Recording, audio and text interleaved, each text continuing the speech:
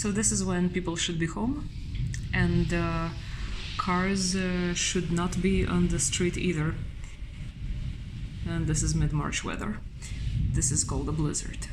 Right here, ladies and gentlemen. This wind is going faster than 70 kilometers per hour. It must have already reached 100 kilometers per hour, which is essentially, you know, emergency lockdown kind of situation. And yeah, so this is what happens. Life in the Arctic, as they say. And sorry for the blurry video quality. Whoops, trying to zoom in back in. Yeah. Insane. Complete whiteout. Not safe on the roads either. The sound are intense. Stuff is just flying. Yep.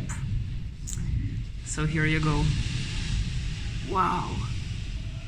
I think the wind probably hit like more than 100 kilometers per hour. This is legit not safe. Alright guys, have a good day. So if you're having a bad weather day, I can assure you that mine is much worse. Peace out.